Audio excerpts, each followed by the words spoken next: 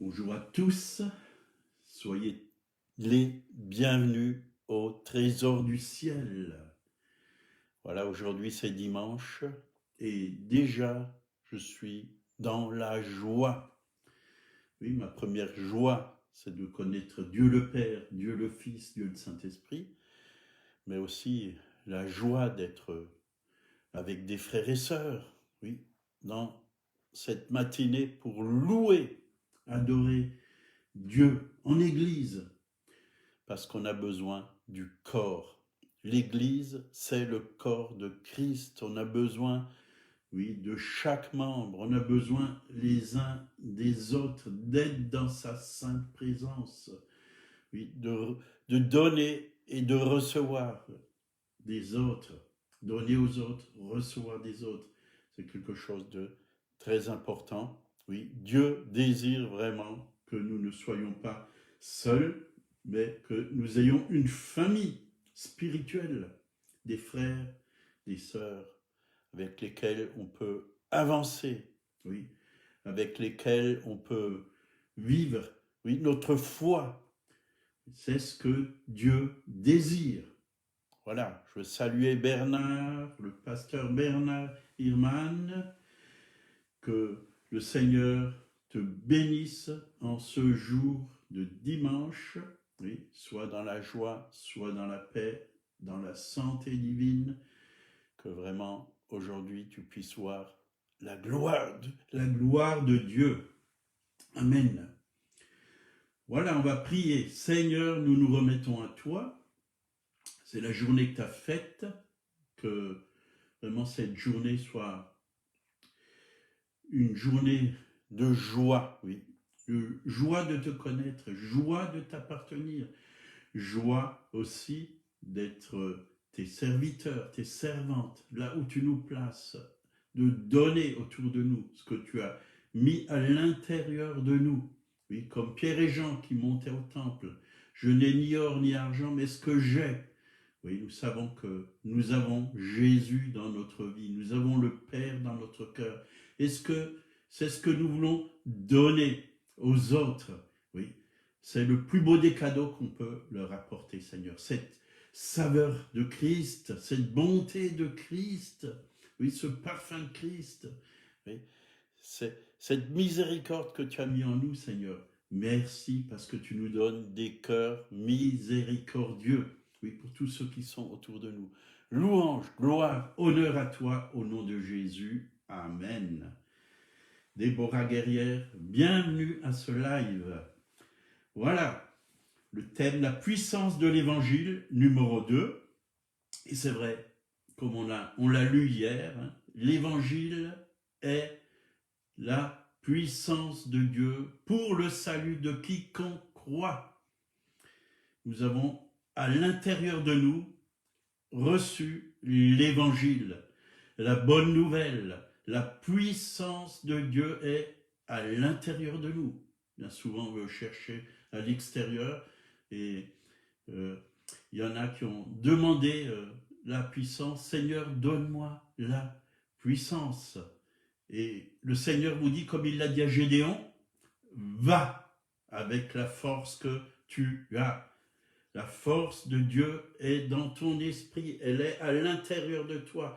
Manifeste cette force. Et cette force, dit la parole de Dieu, elle se renouvelle pendant la marche. C'est une force, oui, qui se renouvelle, qui se multiplie quand tu mets en pratique la parole de Dieu. Matthieu 24, verset 14, là il nous a dit, cette bonne nouvelle du royaume sera prêchée dans le monde entier pour servir de témoignage à toutes les nations, alors viendra la fin. Donc, cette bonne nouvelle, c'est la bonne nouvelle du royaume de Dieu. C'est-à-dire, quand tu as accepté Jésus, selon Jean 3,16, tu rentres dans le royaume de Dieu. Et la Bible dit que le royaume de Dieu est au-dedans de nous, à l'intérieur de nous. Cette joie, cette paix, cet amour, la justice, Nous avons le royaume de Dieu en nous et c'est ce que nous devons communiquer au monde. Le monde a besoin de cette bonne nouvelle du royaume. Nous sommes déjà dans le royaume. En esprit, nous sommes dans le royaume de Dieu. Je vous ai, petit troupeau, je vous ai donné le royaume. Nous avons reçu vraiment, oui, la vie du royaume à l'intérieur de nous. Et c'est cette bonne nouvelle que nous devons apporter dans le monde entier, avant que Jésus revienne chercher son épouse. Son épouse. Et c'est vrai qu'il y avait les vierges folles et les vierges sages. 5 étaient folles, ils n'avaient pas assez d'huile, et 5 étaient sages, ils en avaient assez. Et quand Jésus reviendra, nous devons être comme les 5 qui ont assez d'huile pour pouvoir être enlevés. Et malheureusement, aujourd'hui, il y en a plein qui n'ont pas assez d'huile. Mais le Seigneur veut leur donner vraiment la plénitude du Saint-Esprit. La plénitude du Saint-Esprit. Le Saint-Esprit est là, hein, on n'a pas besoin de dire Saint-Esprit viens, il est là. Il l'a déjà envoyé, ça fait 2000 ans. Simplement le recevoir ou être renouvelé. Et comment on peut être renouvelé du Saint-Esprit? C'est-à-dire quand nous commençons à parler en langue. Quand on parle en langue, on s'édifie soi-même et c'est comme une batterie qui se charge. C'est-à-dire notre vie se charge de la présence, de la puissance de Dieu. Donc Jean 3, versets 5 et 6, Jésus répondit à Nicodème, en vérité, je te le dis, si un homme ne naît d'eau et d'esprit, il ne peut entrer dans le royaume de Dieu. Naître d'eau, c'est-à-dire la parole et l'esprit ensemble. Oui. Nous avons besoin de marcher selon l'esprit et selon la parole. C'est ça. Le royaume de Dieu, c'est quand on marche dans l'esprit et la parole. C'est ça. Vivre dans le royaume de Dieu. Ça, c'est la bonne nouvelle. Et Jésus, lui-même, est la bonne nouvelle. On cherche des bonnes nouvelles, mais on a la plus bonne de toutes les nouvelles, c'est que Jésus est rentré en nous, est rentré dans notre être intérieur, dans notre cœur. Il vit en nous, il habite en nous. Ça, c'est une très grande bonne nouvelle. Et quand on sait cela, quand il est venu en nous, il est venu avec la plénitude. Il est venu avec sa paix, avec sa joie, avec son amour, avec sa tendresse, avec sa miséricorde, avec sa bonté, avec sa justice, avec sa force. Celui qui est en moi est plus grand que celui qui est dans le monde. Vous voyez, ça c'est déjà la bonne nouvelle. Et 2 Corinthiens 5, 17 et 18, si quelqu'un est en Christ, il est une nouvelle créature ou création selon certaines versions. Les choses anciennes sont passées. Voici, toutes choses sont devenues nouvelles. Et tout cela vient de Dieu qui nous a réconciliés avec lui par Christ. Donc, on a été réconciliés. C'est-à-dire, cela signifie que maintenant, il y a la paix entre nous et Dieu. À cause de Jésus-Christ, il y a un seul médiateur entre Dieu et les hommes.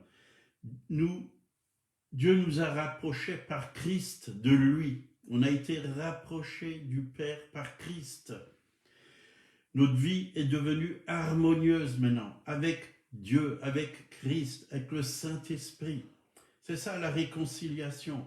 Il n'y a plus de séparation entre Dieu et nous. Et ça, c'est beau. C'est vraiment beau. Dieu est venu habiter en nous. Dieu est venu faire sa demeure en nous. Il n'est plus loin. Il n'est plus loin. On n'a pas besoin de crier au ciel comme dans l'ancienne alliance. Dieu est là. Il est à l'intérieur de nous. Il nous entend. Il vit en nous. Il habite en nous. Le Saint-Esprit est en nous. Le Père est en nous. C'est une grâce. C'est une grâce. Et ce qui est le plus merveilleux, c'est que le Seigneur a pris nos péchés, voyez, nos péchés sur la croix. Mais pas seulement nos péchés, il a aussi porté nos maladies. Il a pourvu à tous nos besoins. Nous avons toutes les promesses dans la parole, qu'on ne manquera de rien. Il nous a tout donné, il a tout accompli. Nous avons une grande provision. Nous n'avons pas besoin de supplier Dieu comme des mendiants pour qu'il nous donne quoi que ce soit. Il nous a tout donné en son Fils Jésus. Nous devons prendre ce qu'il nous a donné. Nous devons le découvrir dans sa parole. La parole est pleine de richesses, pleine de promesses pour nous. Saisissons-nous. La foi, c'est, oui, un récepteur. Oui, recevoir par la foi ce que Dieu a déjà fait pour nous. Ne venons pas comme des mendiants, mais disons, Seigneur, merci. J'ai en toi, oui, la santé, j'ai en toi la vie, j'ai en toi la paix, j'ai en toi l'amour. Elle est répandue dans mon cœur par le Saint-Esprit. Je suis devenu juste en toi. J'ai la justice. Je suis même devenu justice de Dieu. C'est important de prendre tout ce que Dieu nous a déjà donné. Dieu a donné, mais nous, on mendie ce qu'il nous a déjà donné. Le Seigneur, nous, on dit Seigneur donne, mais le Seigneur nous dit prends, prends, prends. Va avec la force que tu as. Tu as déjà reçu ma puissance. L'Esprit de Jésus est l'Esprit de vie. L'Esprit de Jésus est l'Esprit de résurrection. L'Esprit de Jésus est l'Esprit, oui, de puissance. C'est à l'intérieur de nous. Manifestons ce qu'il nous a déjà donné. Jean 3, versets 17 et 18. Dieu en effet n'a pas envoyé son Fils dans le monde pour qu'il juge le monde, mais pour que le monde soit sauvé par lui. Voilà, ça c'est une bonne nouvelle. Il n'est pas venu pour nous juger, mais pour nous sauver. Il a été jugé à notre place, à la croix de Golgotha. Tout le jugement, oui, qu'on a mérité à cause de nos péchés, le Père l'a mis sur son Fils Jésus à la croix de Golgotha. Oh, quel fardeau qui tombe de nos épaules de savoir cela. Dieu ne nous en veut plus pour nos péchés. Même si ça nous arrive de pécher, la Bible dit que Dieu a porté nos péchés à la croix de Golgotha et qu'il ne nous en veut plus pour nos péchés. Nous avons un avocat auprès du Père, Jésus-Christ, le juste. C'est la bonté de l'Éternel qui nous pousse à la repentance. Quand on réalise que Dieu est bon, on n'a pas envie de pécher. Bien au contraire, on a envie de se repentir, de lui demander pardon. Seigneur, j'ai encore fait quelque chose qui n'était pas à ta gloire. Donc, il est venu, oui, et c'est lui qui a pris le jugement sur lui. Celui qui croit en lui n'est point jugé, mais celui qui ne croit pas est déjà jugé. Vous voyez, celui qui croit en lui n'est pas jugé, mais celui qui ne croit pas est déjà jugé parce qu'il n'a pas cru au nom du Fils unique de Dieu. Donc, par son acte,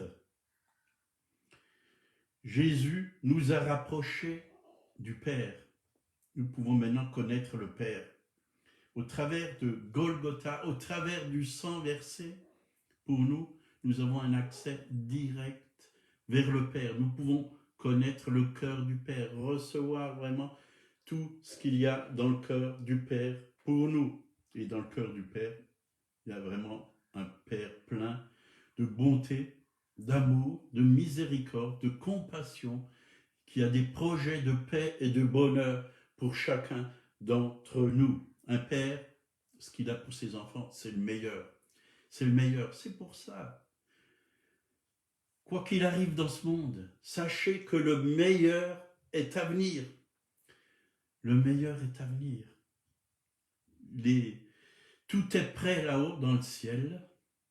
Les tables sont déjà, oui, prêtes pour les noces. La robe est prête. Mais commençons déjà à revêtir cette robe, oui, qui est sans tache, sans ride, parce que nous sommes l'époux, l'épouse, et lui c'est l'époux. Revêtons déjà cette robe ici-bas.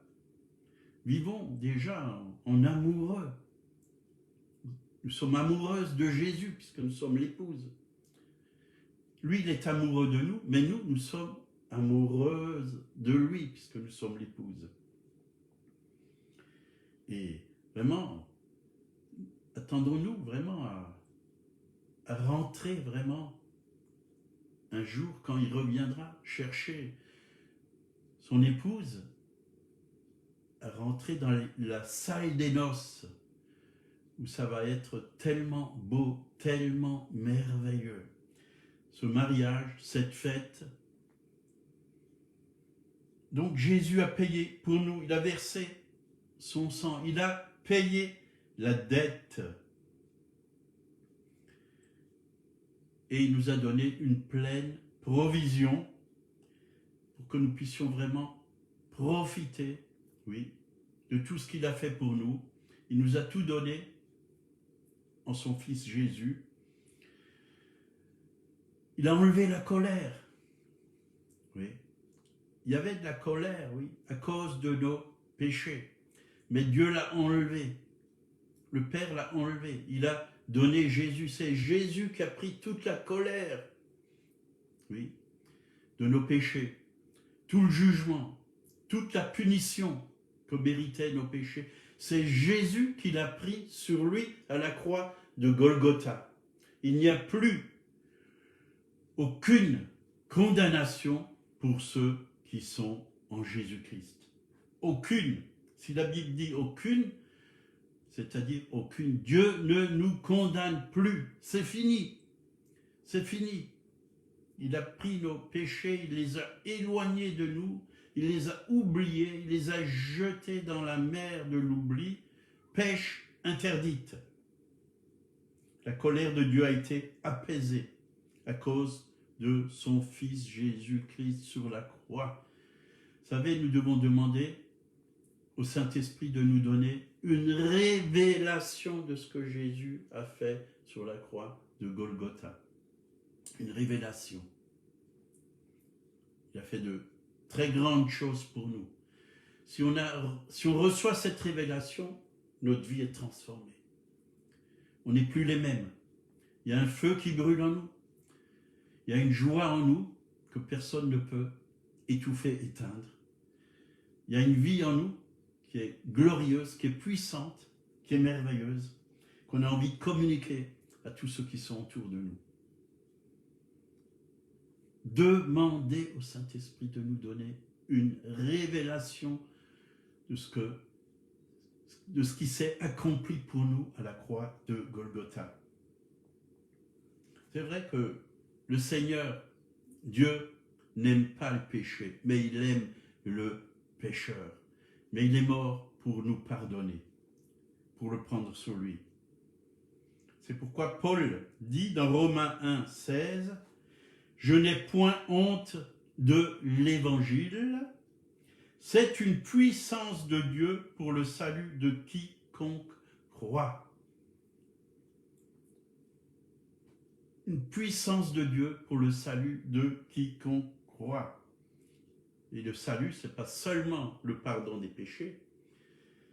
Il y a plein de bénédictions dans le salut. Il y a tout un paquet de bénédictions que Dieu nous a données au travers de son Fils Jésus.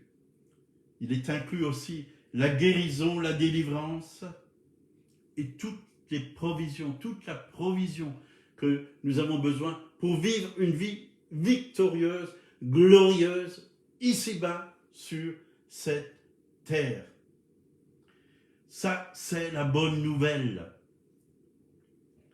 Et on a besoin aujourd'hui de bonnes nouvelles, parce qu'il y a tellement de mauvaises nouvelles. Qu'est-ce que nous entendons avec nos oreilles? Est-ce qu'on entend les mauvaises nouvelles? Est-ce qu'on fait rentrer les mauvaises nouvelles à l'intérieur de nous?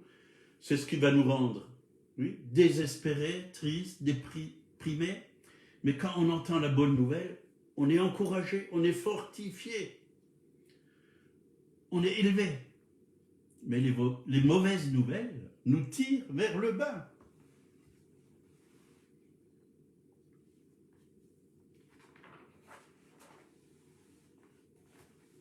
Dieu nous a justifiés, nous a déclarés justes au travers du sang de Jésus. Et ça, c'est la bonne nouvelle. Dieu n'est plus en colère contre nous. Pourquoi il serait en colère? Puisqu'il a déjà payé. Pourquoi il serait en colère? Puisqu'il a pris au travers de son Fils la colère, il l'a mis sur Jésus, il a payé. Jésus a bu la coupe amère à cause de nos péchés. Et aujourd'hui, si nous sommes réunis avec des frères et sœurs, si nous prenons le repas du Seigneur, nous allons boire cette coupe de bénédiction, de délivrance, de victoire sur le malin, sur nos péchés, oui, sur nos ennemis. C'est une coupe, oui, de grâce. C'est la vie même de Dieu qui coule à l'intérieur de nous. C'est la puissance de Dieu qui coule en nous. En buvant cette coupe, nous recevons vraiment la vie divine, la nature divine. Parce que il a versé son sang, nous sommes justifiés, déclarés justes, libérés. Donc la colère, elle a disparu. La colère, c'est pour ceux qui ne veulent pas l'évangile de Jésus-Christ, comme on l'a lu avant, ils sont déjà jugés. Ceux qui veulent vivre dans le péché, mais ceux qui ont encore des problèmes de péché, des chrétiens qui ont des problèmes de péché, Dieu va les conduire dans la sanctification. Dieu connaît nos faiblesses et il intercède auprès du Père pour nous. Dieu nous aime malgré nos faiblesses. Il ne va pas nous juger parce qu'il y a des faiblesses encore en nous. Parce que c'est un Père plein d'amour, de compassion. Il nous comprend et il va nous aider, il va nous libérer. Alors, soyons bons les uns envers les autres. On est là, on n'est pas là pour juger nos frères et nos sœurs. On est là pour les aider à s'en sortir s'ils ont un problème. On n'est pas là pour les enfoncer, pour les écraser, en leur disant « il y a ci qui ne va pas, il y a ça qui ne va pas dans ta vie ». Ils le savent déjà.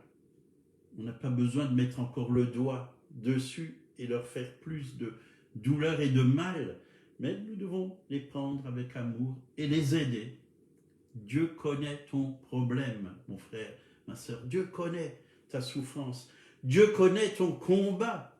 Mais sache qu'il est victorieux et qu'en lui, tu as déjà la victoire. C'est comme ça qu'il faut, oui, prendre les personnes qui sont dans la souffrance, dans les difficultés, dans le péché, les aider, les aider. De Corinthiens 5, 18, les choses anciennes sont passées, voici toutes choses sont devenues nouvelles. Tout cela vient de Dieu qui nous a donné le ministère de la réconciliation. Tout cela nous vient de Dieu qui nous a réconciliés avec lui par Christ et qui nous a donné le ministère de la réconciliation. Vous voyez, nous avons été réconciliés et donc nous avons maintenant le ministère de la réconciliation. Voilà. Parfois on entend des personnes qui disent « moi je n'ai pas de ministère », mais on a tous ce ministère de la réconciliation. Et c'est un très beau ministère, un beau ministère. Nous n'avons pas le ministère de la condamnation, mais de la réconciliation. Au lieu de condamner les autres, nous devons, oui, les aider à se réconcilier. À se réconcilier. verset 19, 2 Corinthiens 5, 19, car Dieu était en Christ, réconciliant le monde avec lui-même, en n'imputant point aux hommes leur offense, et il a mis en nous la parole de réconciliation. Alors là, il y a un mot qui est très fort, n'imputant pas. Le verbe imputer est un terme comptable qui signifie retenir contre. Dieu ne retient pas. Oui, Dieu n'a pas retenu contre nous tous nos fautes. Il les a mis sur Christ. Hein. Donc Dieu était en Christ, ne retenant pas les péchés des hommes contre eux. Waouh, ça c'est fort quand on comprend ça. C'est très très fort quand on a cette révélation. C'est-à-dire que Dieu, oui, ne nous en veut plus. Tout est fait, tout est accompli, dit la parole de Dieu. Tout est accompli. Il est mort une fois pour tous nos péchés. Il ne va pas revenir encore sur la croix. Il a déjà pris nos péchés passés, présents et à venir. Il les a déjà pris. Il y a 2000 ans, il est mort pour ça. Et Hébreux 9, verset 27, et comme il est réservé aux hommes de mourir une seule fois, après quoi vient le jugement. De même, Christ, qui s'est offert une seule fois pour porter les péchés de plusieurs, apparaîtra sans péché une seconde fois à ceux qui attendent pour leur salut. Il a déjà tout porté. Pour lui, la question du péché a déjà été réglée il y a 2000 ans. Mais pour nous, est-ce que c'est réglé ? Est-ce que c'est réglé dans notre esprit? Est-ce que c'est réglé dans notre pensée? Est-ce que nous avons réalisé que vraiment le péché, il a été mis sur Jésus? Quand on réalise qu'il a été mis sur Jésus, il n'a plus rien à faire sur nous. On n'a plus besoin de vivre dans le péché. On peut vivre une vie victorieuse. Bien sûr, ça va nous arriver de faire encore des petits dégâts comme ça. Mais on ne va pas le faire exprès. Mais Dieu va nous faire grâce. Dieu va nous faire grâce. On n'a plus besoin de vivre dans la culpabilité et dans la condamnation. Il a été condamné à notre place. D'ailleurs, Jean 5, 24 nous dit, en vérité, je vous le dis, celui qui écoute ma parole et qui croit en celui qui m'a envoyé a la vie éternelle et ne vient point en jugement. Vous voyez, ne vient pas en jugement. Mais il est passé de la mort à la vie. Jésus a été jugé à notre place pour tous nos péchés. Il ne vient point en jugement. Quand on sera devant le tribunal, nous qui appartenons au Christ, à Christ, ça sera pour recevoir les récompenses. Viens, bon et fidèle serviteur, rentre dans la joie de ton maître. Le jugement, c'est pour tous ceux qui n'ont pas accepté la bonne nouvelle de Jésus-Christ. C'est pas pour nous. On veut nous faire croire que Dieu va nous juger. Non, le sang de Jésus est suffisant. Quand nous allons nous présenter devant le trône de Dieu, Jésus va dire, ça c'est mon fils, je l'ai lavé, je l'ai purifié, je l'ai justifié, il m'appartient. Il m'appartient. Le Père va nous voir au travers de son Fils Jésus, racheté, purifié, justifié, libéré. Voilà comment le Père va nous voir devant le tribunal de Christ. Mais pour que cela se passe, nous avons besoin d'une révélation. D'une révélation. Psaume 103, verset 10. Déjà, dans l'Ancienne Alliance, des personnes ont compris la grâce. David a compris la grâce de Dieu. Il ne nous traite pas selon nos péchés. Il ne nous punit pas selon nos iniquités. Voyez, Dieu est un Père.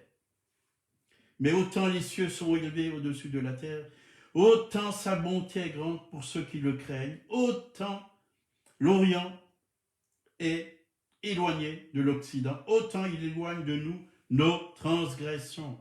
Comme un père a compassion de ses enfants, l'Éternel a compassion de ceux qui le craignent.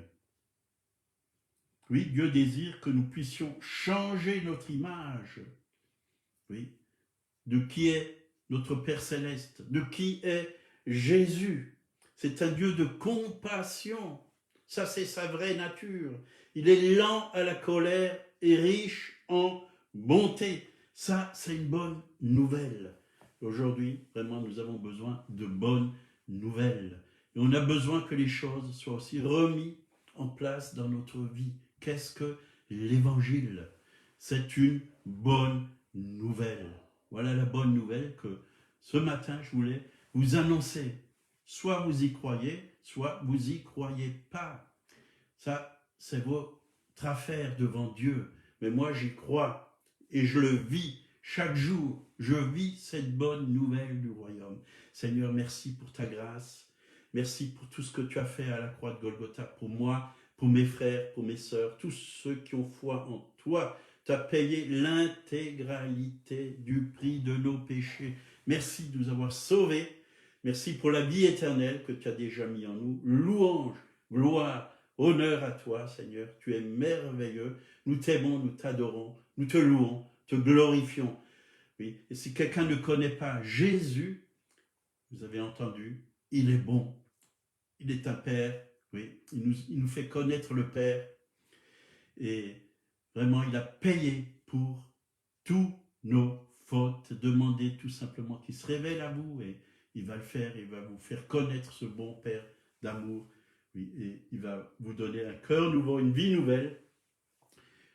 Acceptez-le comme votre Sauveur et votre Seigneur. Et vous allez réaliser que votre vie va changer. Vous allez lire sa parole qui est la Bible. Commencez par le Nouveau Testament. Soyez bénis en ce jour. À bientôt, à demain, pour encore écouter la bonne nouvelle. Amen.